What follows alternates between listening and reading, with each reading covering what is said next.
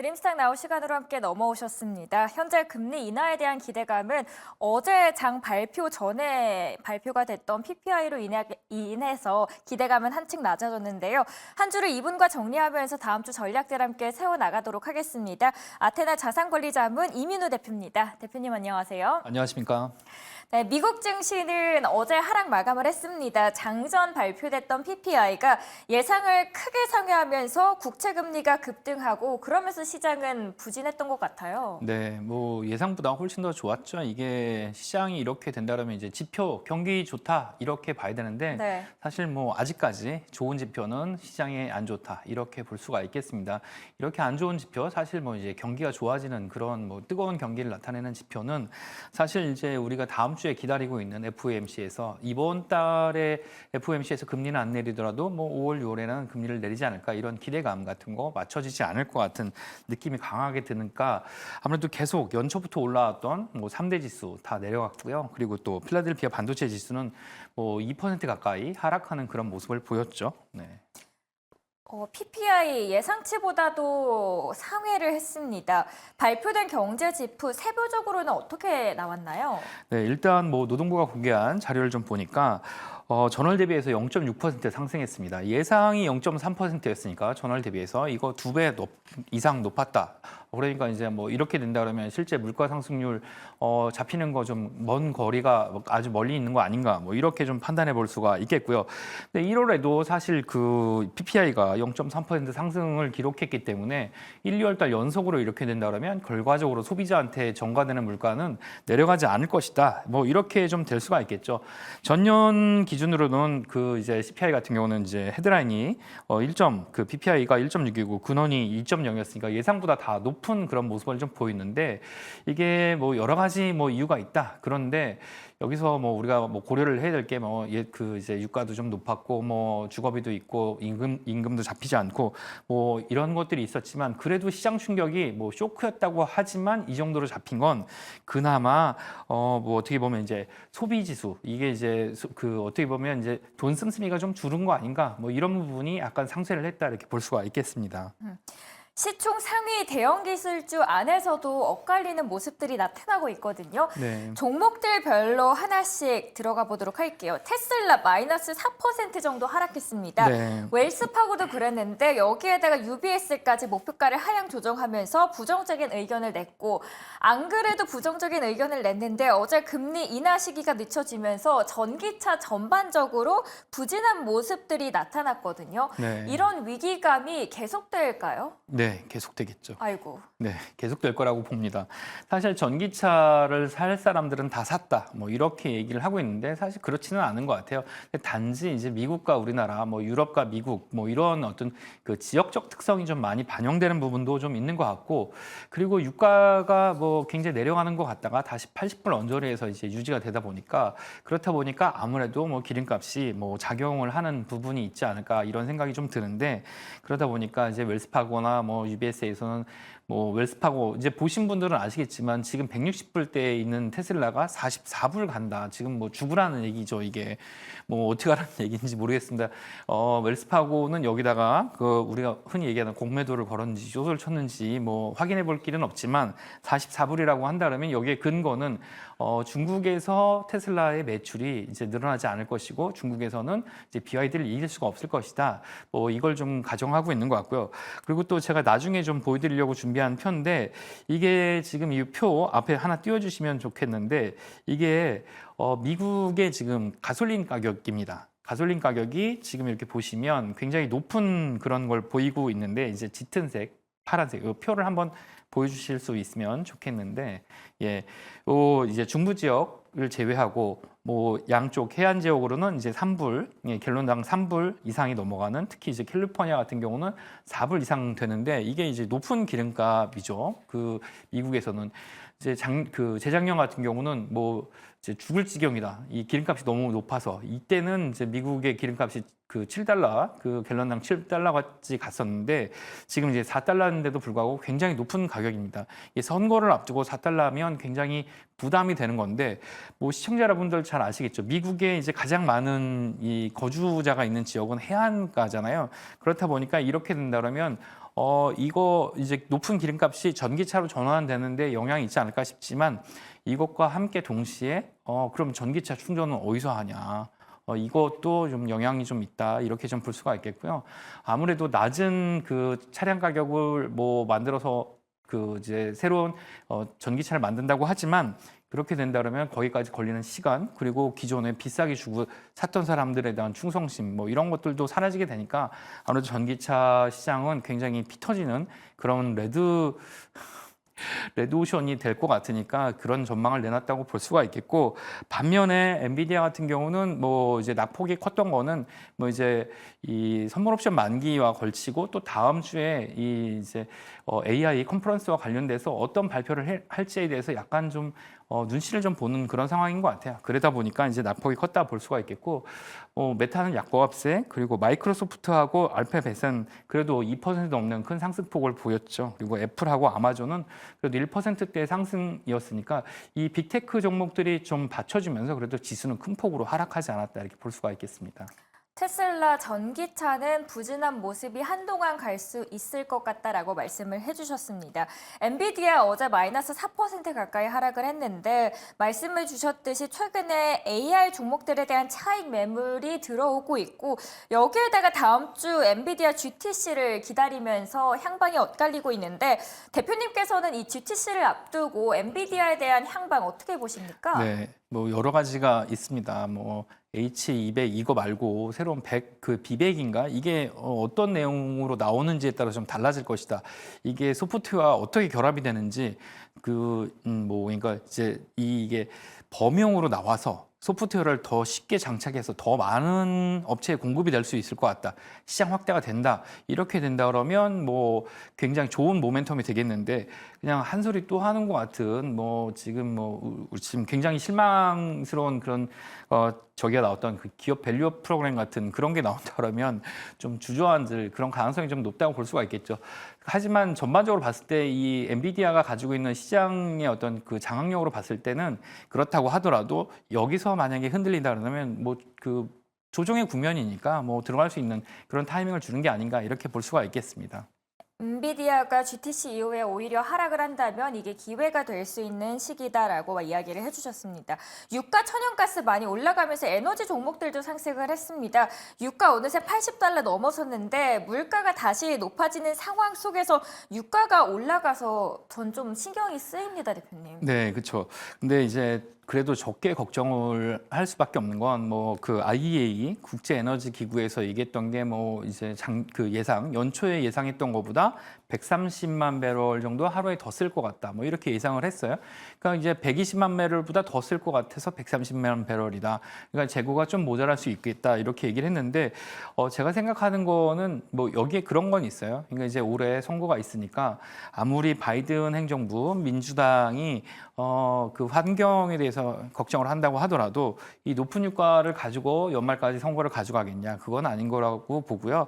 뭐 처음에 뭐 코노코필립스 같은 그런 그 정유업체 그 시추업체가 알래스카 같은데 이제 시추하겠다고 했을 때 절대 안 되는 것 같이 했다가는 그걸 완전 뒤집고 뭐 그 이제 미국 정부 소유 땅까지 내놓고 그거 좀 파봐라 뭐 이런 얘기를 한 걸로 봐서는 이 유가 상승에는 어느 정도 제한폭이 좀 있지 않을까 이렇게 생각을 해봅니다.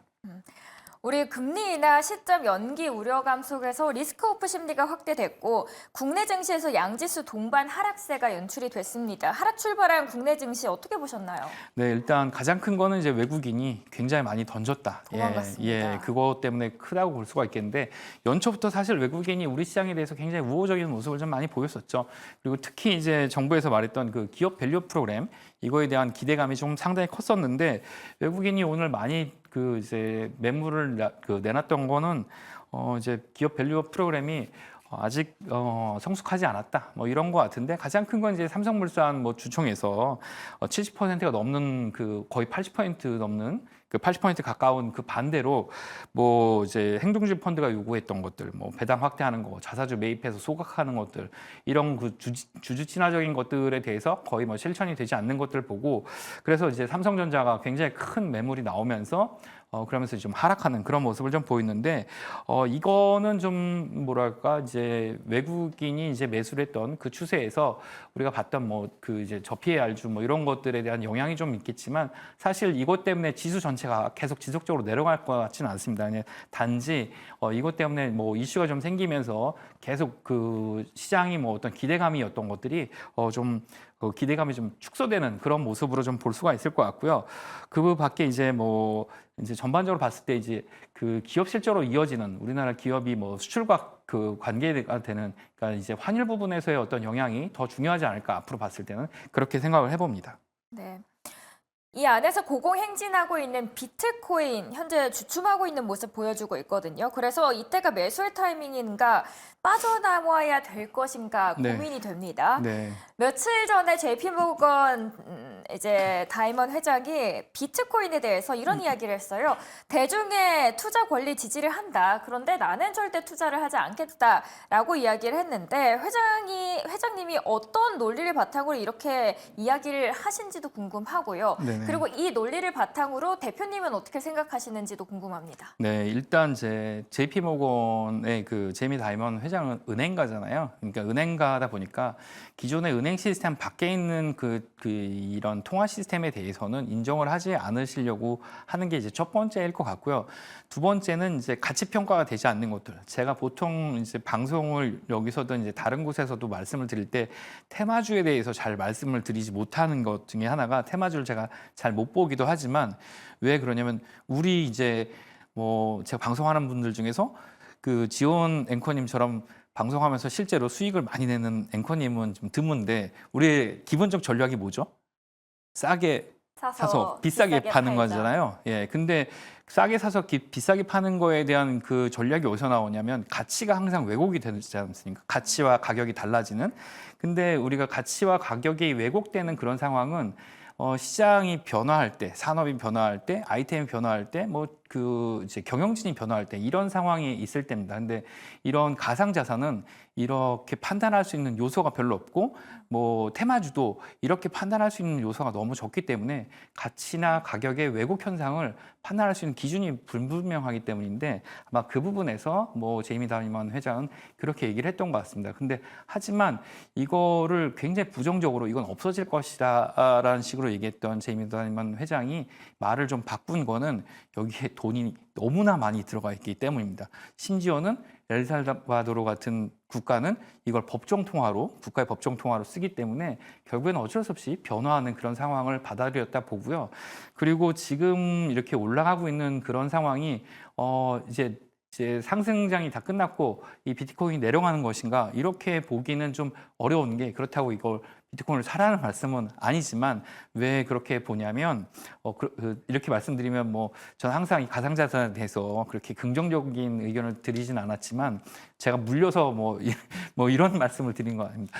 제가 그렇게 드린 말씀은 뭐 이게 저는 이제 SEC에서 ETF 승인이 날지도 몰랐지만 영국에서도 이게 ETN이 나오는 거에 대해서도 상당히 긍정적인 요소로 작용을 한 것 같아요. 이걸 제도권에 끌어들여서 이걸 어떻게 제도권에 끌어들여서 관리 감독을 하게 될 것인가. 그렇게 된다면 결과적으로는 이제 어떤 그 특정한 그 감독이 가능한 금융 상품으로 보게 된다 그러면 이게 이제 가장 많이 쓰이는 것은 뭐 범죄나 아니면 뭐 무기 거래나 이런 이런 블랙마켓에서 사용되는 것뿐만 아니고 이제 이 양지로 나오게 되면 정부 통제가 가능하지 않을까 이런 것까지 염두에 두고 있는 것 같아요. 그렇다 보니까 여기 들어간 자금이 너무나 많기 때문에 이게 0으로 가는 일은 사실 없다고 볼 수가 있을 것 같아요.